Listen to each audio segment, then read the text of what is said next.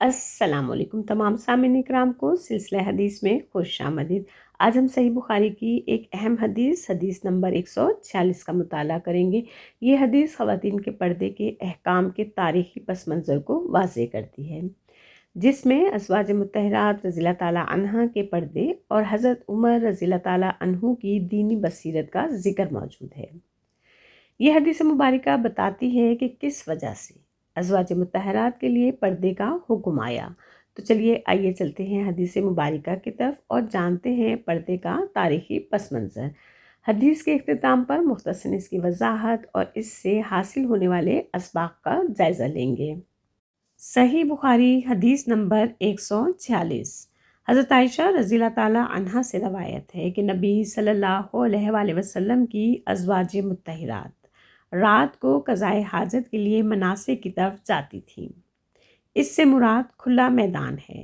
حضرت عمر رضی اللہ تعالیٰ عنہ نبی صلی اللہ علیہ وآلہ وسلم کی خدمت میں عرض کیا کرتے تھے کہ آپ اپنی بیویوں کو پردے کا حکم دیں، لیکن رسول اللہ صلی اللہ علیہ وآلہ وسلم ایسا نہ فرماتے۔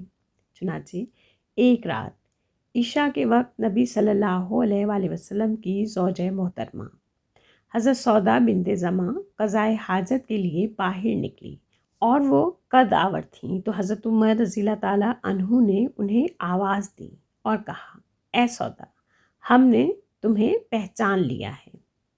حضرت عمر رضی اللہ تعالیٰ عنہ نے یہ اس لیے کہا کہ ان کی خواہش تھی کہ پردے کا حکم نازل ہو، چنانچہ اللہ تعالیٰ نے پردے کا حکم نازل فرما دیا۔ صحیح بخاری حدیث نمبر 146 میں حضرت عائشہ رضی اللہ تعالیٰ عنہا ایک اہم تاریخی واقعہ بیان کرتی ہیں جو اسلامی معاشرے میں پردے کے حکم کے تدریجی نزول سے متعلق ہے۔ اس حدیث کے مطابق نبی کریم صلی اللہ علیہ وآلہ وسلم کی ازواج مطہرات رات کے وقت قضائے حاجت کے لیے مدینہ کے باہر ایک کھلے میدان مناسک کی طرف جاتی تھیں، کیونکہ اس زمانے میں گھروں کے اندر بیت الخلاء کا انتظام عام نہیں تھا۔ عرب معاشرے میں یہ ایک معمول تھا کہ لوگ آبادی سے دور جا کر اپنی حاجت پوری کرتے تھے۔ ازواج مطہرات بھی رات کی تاریکی میں اس مقصد کے لیے باہر تشریف لے جاتی تھیں تاکہ پردے اور حیا کا زیادہ اہتمام ہو سکے۔ حضرت عمر بن خطاب رضی اللہ تعالیٰ عنہ کو نبی کریم صلی اللہ علیہ وآلہ وسلم کی ازواج مطہرات کے مقام و مرتبے کا بہت احساس تھا۔ وہ بار بار عرض کرتے تھے کہ اللہ کے رسول صلی اللہ علیہ وآلہ وسلم اپنی ازواج کو پردے کا حکم دیں تاکہ ان کی عزت و حرمت مزید محفوظ رہے۔ تاہم رسول اللہ صلی اللہ علیہ وآلہ وسلم وحی کے منتظر رہتے تھے اور کسی شرعی حکم کو اپنی طرف سے نافذ نہیں فرماتے تھے۔ ایک رات حضرت سودا بنت زماں رضی اللہ تعالیٰ عنہا جو قد آور خاتون تھیں، عشاء کے وقت کسی ضرورت کے لیے باہر نکلیں۔ حضرت عمر رضی اللہ تعالیٰ عنہ نے انہیں دیکھ کر کہا، اے سودا، ہم نے آپ کو پہچان لیا ہے۔ اس جملے کا مقصد ہرگز انہیں تکلیف دینا یا تنقید کرنا نہیں تھا، بلکہ حضرت عمر رضی اللہ تعالیٰ عنہ یہ ظاہر کرنا چاہتے تھے کہ اگرچہ رات کا وقت ہے پھر بھی ازواج مطہرات کو لوگ پہچان سکتے ہیں، اس لیے ان کے لیے مزید پردے اور حفاظت کا انتظام ہونا چاہیے۔ اس واقعے کے بعد اللہ تعالیٰ نے پردے سے متعلق حکم نازل فرمایا۔ مفسرین اور شارحین حدیث بیان کرتے ہیں کہ اس سے مراد خصوصاً سورہ احزاب کی وہ آیات ہے جن میں ازواج مطہرات کو پردے کے پیچھے سے گفتگو کرنے اور اپنی خصوصی حیثیت کے مطابق زیادہ احتیاط اختیار کرنے کا حکم دیا گیا۔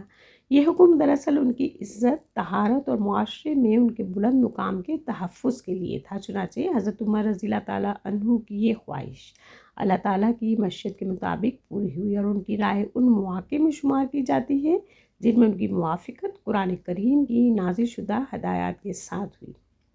اس حدیث سے کئی اہم مسائل معلوم ہوتے ہیں۔ اول یہ کہ شریعت کے احکام تدریج کے ساتھ نازل ہوئے اور نبی کریم صلی اللہ علیہ وآلہ وسلم وحی کے تابع تھے۔ دوم یہ کہ خواتین کی عزت و عفت کی حفاظت اسلام کا بنیادی مقصد ہے۔ تیسرا یہ کہ حضرت عمر رضی اللہ تعالیٰ عنہ کو دین کی مصلحتوں کی گہری سمجھ حاصل تھی، اسی لیے ان کی بعض آراء بعد میں وحی کے ذریعے تائید پاتی رہیں۔ چوتھا یہ کہ ازواج مطہرات عام مسلمان خواتین سے ممتاز حیثیت رکھتی تھیں، اس لیے ان کے بارے میں بعض خصوصی احکام نازل ہوئے۔ یہ بھی یاد رکھنا چاہیے کہ اس حدیث کا مقصد خواتین کی نقل و حرکت پر غیر ضروری پابندی لگانا نہیں، بلکہ ان کے احترام، تحفظ اور معاشرتی وقار کو یقینی بنانا ہے۔ اسی لیے پردے کا حکم آنے کے بعد بھی ضرورت کے وقت خواتین کا گھر سے نکلنا جائز رہا، البتہ شرعی آداب اور حیا کے تقاضوں کے ساتھ۔ یہی بات دیگر احادیث سے بھی ثابت ہے کہ نبی کریم صلی اللہ علیہ وآلہ وسلم نے خواتین کو جائز ضروریات کے لیے باہر جانے کی اجازت دی تھی۔ اب ہم اس حدیث مبارکہ سے حاصل ہونے والے اسباق کا جائزہ لیتے ہیں۔ نمبر 1، ازواج مطہرات کا بلند مقام۔ نبی کریم صلی اللہ علیہ وآلہ وسلم کی ازواج مطہرات امت کی مائیں ہیں، اس لیے ان کے احترام اور عزت کی خصوصی حفاظت کی گئی۔ نمبر 2، شریعت کے احکام تدریجاً نازل ہوئے۔ بہت سے احکام یکبارگی نازل نہیں ہوئے، بلکہ حالات اور حکمت کے مطابق مرحلہ وار نازل ہوئے۔ نمبر 3، رسول اللہ صلی اللہ علیہ وآلہ وسلم وحی کے پابند تھے۔ آپ صلی اللہ علیہ وآلہ وسلم اپنی طرف سے شرعی احکام جاری نہیں فرماتے تھے، بلکہ اللہ تعالیٰ کی وحی کے منتظر رہتے تھے۔ نمبر 4، حضرت عمر بن خطاب رضی اللہ تعالیٰ عنہ کی دینی بصیرت۔ حضرت عمر بن خطاب رضی اللہ تعالیٰ عنہ دین کی مصلحتوں کو اچھی طرح سمجھتے تھے، اور ان کی بعض آراء بعد میں وحی کے مطابق ثابت ہوئیں۔ نمبر 5، پردہ اسلامی تعلیمات کا اہم حصہ ہے۔ اس حدیث سے معلوم ہوتا ہے کہ اسلام نے خواتین کی عزت، عفت اور وقار کے تحفظ کے لیے پردے کا حکم دیا۔ نمبر 6، عزت و عصمت کی حفاظت شریعت کا مقصد ہے۔ پردے کا حکم خواتین کو محدود کرنے کے لیے نہیں، بلکہ ان کی عزت اور حفاظت کے لیے دیا گیا۔ نمبر 7، ضرورت کے وقت خواتین کا گھر سے نکلنا جائز ہے۔ ازواج مطہرات قضائے حاجت کے لیے باہر جاتی تھیں، اس سے معلوم ہوتا ہے کہ جائز ضرورت کے لیے خواتین کا باہر جانا درست ہے۔ نمبر 8، حیا اور عفت کی اہمیت۔ اسلامی معاشرے میں حیا کو بنیادی اخلاقی قدر قرار دیا گیا ہے، اور اس حدیث میں اس کا عملی نمونہ نظر آتا ہے۔ نمبر 9، صحابہ کرام رضی اللہ تعالیٰ عنہم کا دین سے اخلاص۔ حضرت عمر بن خطاب رضی اللہ تعالیٰ عنہ کا مقصد صرف دین کی بھلائی اور ازواج مطہرات کی حفاظت تھا۔ نمبر 10، اللہ تعالیٰ اپنے نیک بندوں کی باعث خواہشات پوری فرماتا ہے۔ حضرت عمر رضی اللہ تعالیٰ عنہ کی خواہش تھی کہ پردے کا حکم نازل ہو، اور اللہ تعالیٰ نے اس معاملے میں وحی نازل فرمائی۔ نمبر 11، اسلام میں خواتین کے مقام کا احترام۔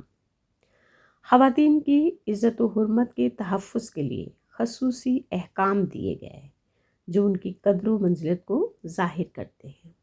نمبر 12، اجتماعی مصلحت کو اہمیت دینا۔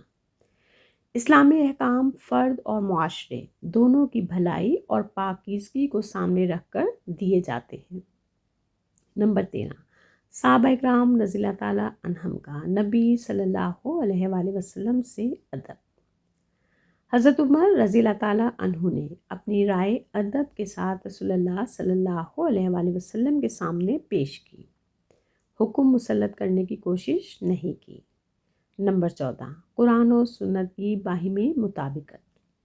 حدیث اس بات کی وضاحت کرتی ہے کہ قرآن کے احکام کے نزول کا پس منظر اور عملی صورت کیا تھی۔ نمبر 15، دینی معاملات میں حکمت اور صبر ضروری ہیں۔ حضرت عمر رضی اللہ تعالیٰ عنہ کی خواہش کے باوجود حکم اس وقت نازل ہوا جب اللہ تعالیٰ نے مناسب سمجھا، جس سے حکمت الہی اور صبر کی تعلیم ملتی ہے۔ امید کرتی ہوں کہ یہ حدیث مبارکہ بھی ہم سب کے دینی علم میں اضافے کا بہترین ذریعہ ثابت ہوئی ہوگی۔ بس اللہ سبحانہ تعالیٰ سے یہی دعا ہے کہ اللہ پاک ہم سب کو دین اسلام سمجھنے کی اور اس پر عمل کرنے کی توفیق عطا فرمائے، آمین۔